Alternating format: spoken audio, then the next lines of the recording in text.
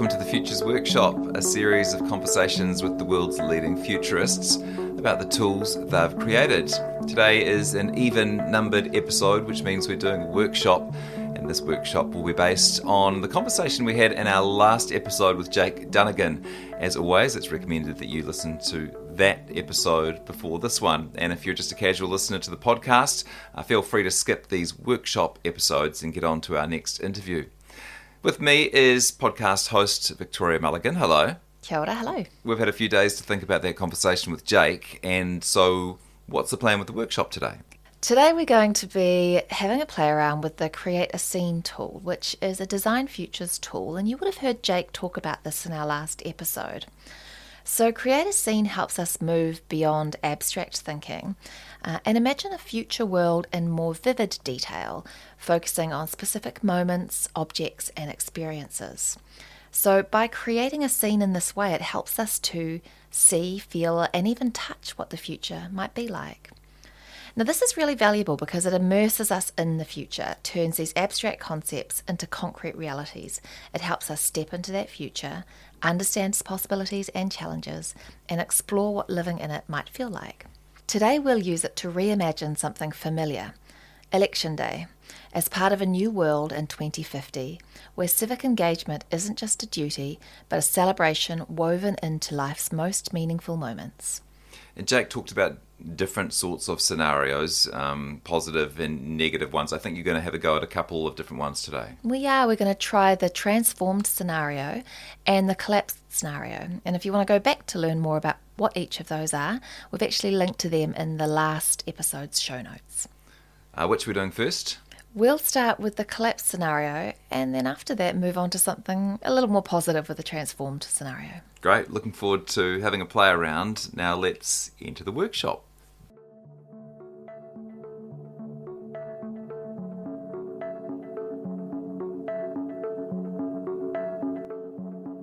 Okay, today everyone we're going to start with a collapse scenario. It's the year 2050 and we're in a city that has been torn apart by political collapse.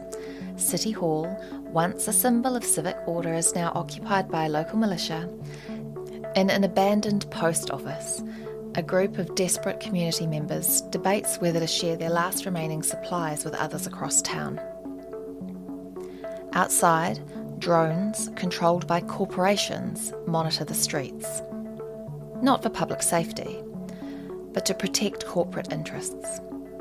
The air smells of smoke, and the tension is palpable. Now we're going to break this scene down step by step, starting with the core values that define this world. Think about this scenario. I want you to think about what values might be present in this future. Well, I'm going to guess that in this world, the only value that matters is survival. Collaboration and community have ended. Trust is completely gone. Every decision is about securing enough resources just to make it through the next day. Things like compassion would be a luxury that not many people could afford anymore. Yeah, that's powerful. In a world like this, survival probably has overtaken everything else. How about metaphors? What metaphors or symbols might help us to understand this world? Well, you mentioned City Hall. That's a pretty powerful metaphor. It used to represent governance and community decisions, but now it's basically a fortress controlled by the militia. I guess it's a physical manifestation of how power has shifted away from the public and into the hands of people who have weapons and force. The drones outside are pretty symbolic too. They were once a tool for public safety, and now it sounds like they're mostly about corporate surveillance. And tell me, what would feel different if we stepped into this world? Different to now, what would shock or surprise us compared to the world that we know today? One of the most striking differences sounds like the absence of trust. Today we still rely on public institutions, even if they are flawed. We rely on them to provide services and protection and structure. In this future you're describing, there's none of that. People are left to fend for themselves. Every interaction sounds like it's fraught with suspicion. Another stark contrast is the privatisation of protection. It's not the government protecting us, but corporate interests, and actually their motives sound like they're pretty suspicious. Now I want you to take some time to imagine a special moment in this scenario, a moment that stands out and defines this world. Well, it sounds like that conversation the group inside the old post office are having is pretty significant. They're talking about whether to share their last remaining food with others across town, and that's a real moral dilemma. They want to help, but terrified of being left with nothing. And that moment in itself really captures the breakdown of trust and the fear of running out. It's not just about food, it's about whether they could even afford to act with humanity in a world that seems to have lost its moral compass. Okay, thank you. That is a really good example of a defining moment in this scenario. Now let's talk about the everyday activities in this future. What does daily life look like? A lot of scavenging, I imagine, scavenging for food, maybe bartering for resources, doing what you can to avoid conflict. I don't imagine people are going to jobs anymore. There's no economy to support them. It's all just about finding enough to eat and securing safety. So I can't imagine even money exists anymore. Maybe it's all barter and people trading whatever they had, whether it's food or tools or maybe even information. Thanks. Now, I'd like you to give this scene a title. What would you call this? Okay, I've written one down here. How about just the post office? Because it captures a little bit of the way life used to be, but also sets the scene of where these people are making this incredibly fraught moral decision. Excellent. Now, I want us to think about the objects or the artifacts that might be in this world. What would we see or touch or interact with? Okay, I've got an idea. They're ration cards, not ration cards that are being used right now, but sort of crumpled, discarded ration cards from the last vestiges of when the government was still partially in charge and handing out food. Of course, they're worthless now, but they're a reminder of what's been lost. Does graffiti count? I'm picturing a lot of graffiti all over the walls, angry slogans, maybe desperate messages, people trying to connect with family. Sadly, I imagine weapons might be a pretty common artefact in this world, scattered around the space, not all of them sophisticated, but all of them showing that violence is an everyday occurrence. You mentioned the drones, Bar, objects, I guess, that are worth thinking about. They're cold, they're mechanical, they're everywhere. You could hear them even before you see them. And of course, it's a reminder that someone somewhere is watching you, but they're not watching to help. Okay, good stuff. Now I want you to think about which part of this scene, which products or artifacts could be created in today's world. Well, the ration cards would be pretty easy to create. All you'd need is a bit of paper and maybe some writing materials to try and imagine what those might look like. Yeah, and obviously you could have a go at creating the graffiti too. Picture what people might be writing on the walls and have a go at writing it. If we didn't need to actually create the technology, you could create a sound. I was thinking you could create the sound of the drone hum to give people an idea of what people in the future would be hearing. Yeah, I suppose along those lines, you could also create the smell of smoke. And you had the smell of smoke and the hum of the drones and some graffiti on the wall. I guess just starting to feel like you're actually there.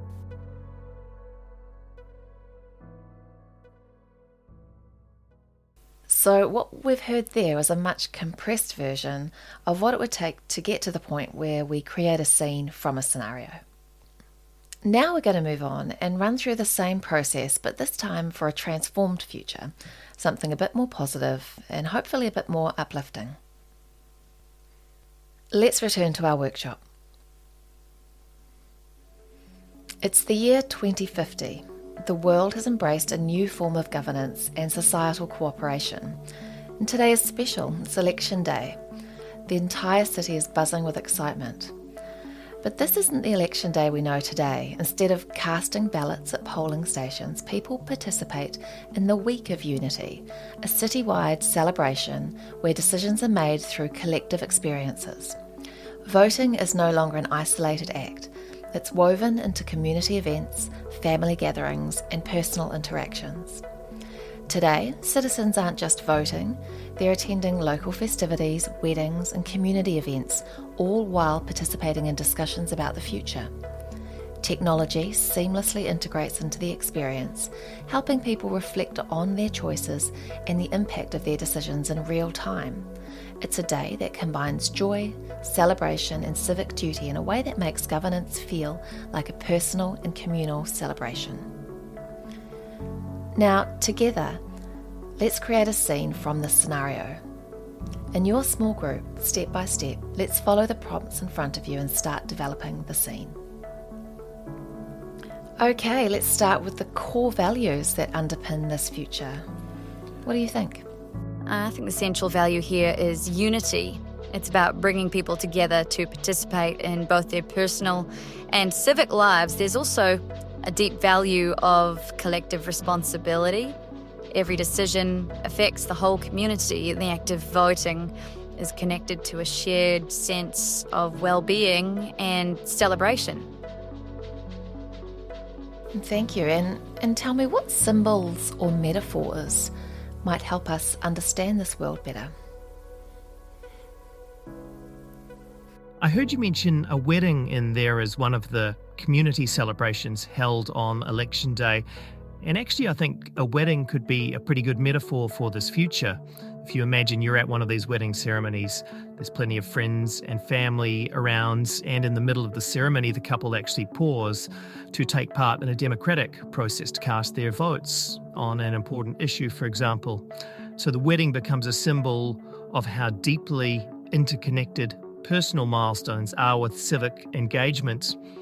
The wedding also metaphorically represents union, obviously between two people, but also between personal responsibilities and societal responsibilities. Nice one. Now, what would feel different if we stepped into this world? What might surprise us compared to today? I think the biggest difference is how integrated voting and other forms of civic participation are with everyday life. I mean, in today's world, voting is often seen as a chore or something completely disconnected from our personal lives. But in this future, it's part of a wider celebration. It's woven into moments like weddings and school graduations or even family gatherings. So it's no longer something that you do in isolation. It's part of a larger communal experience. Wonderful. Now let's zoom in on maybe a special moment in this future. What might be a moment that defines this transformed world? Well, I'll stick with the wedding and choose a special moment within that. Maybe the man and the couple makes their vows. I'm imagining just before they exchange rings, they pause and they engage with, let's say there's a digital kiosk there so they can vote on a local initiative. Maybe it's some aspect of environmental sustainability, and so the guests are watching.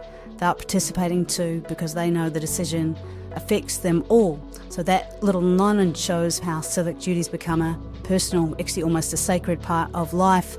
And then, of course, there's the couple's commitment to each other, which mirrors their commitment to the community. Thank you. A nice moment to zoom in on in this scenario.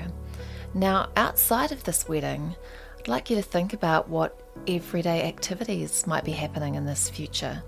Well, what does life look like? Can you walk us through it?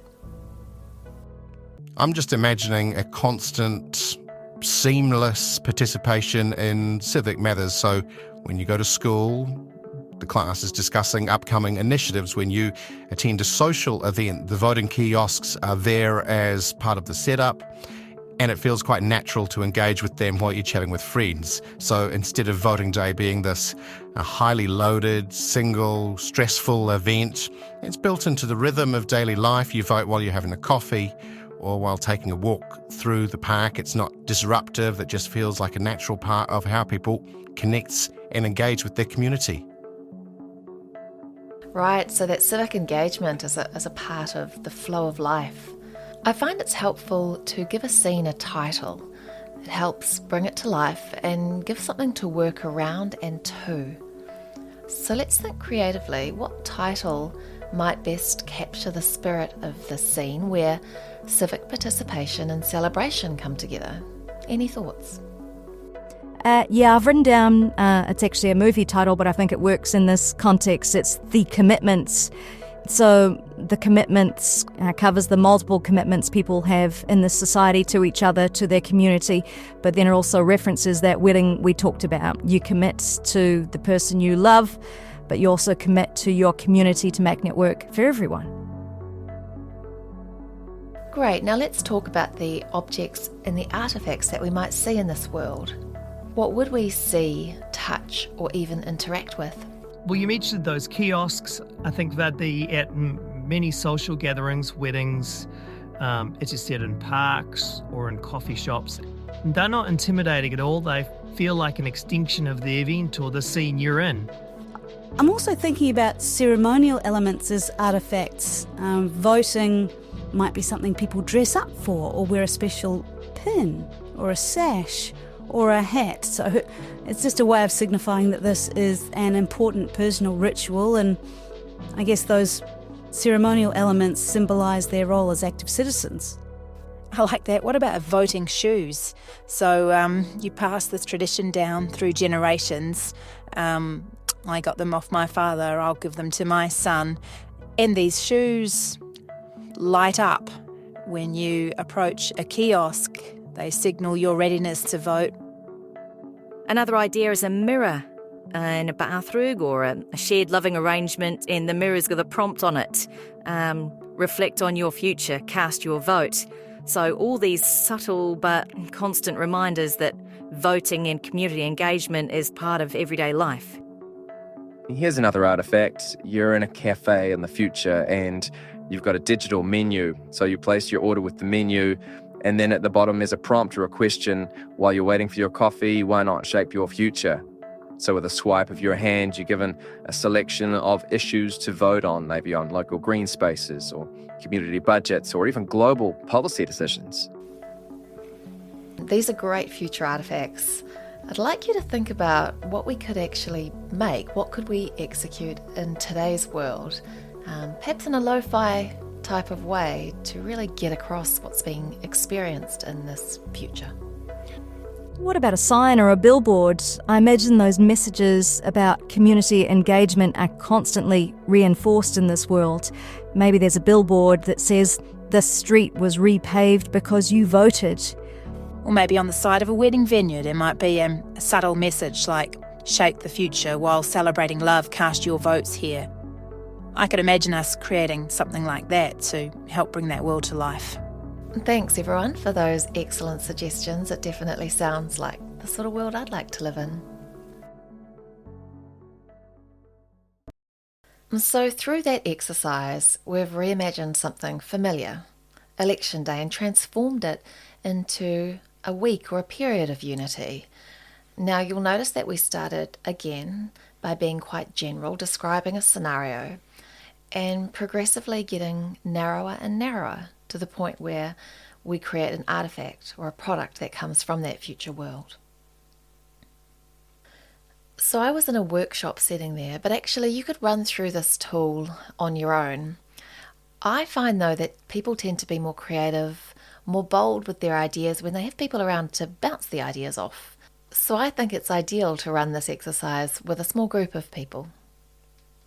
Well, we've reached the end of our latest workshop episode. We hope you got something out of it. We'll return with our next episode and our next interview in a few days' time. Keep the feedback coming, and if you haven't signed up to our Substack to make sure new episodes come through to your inbox, you can find it at thefuturesworkshop.substack.com. Thanks so much for listening. Goodbye.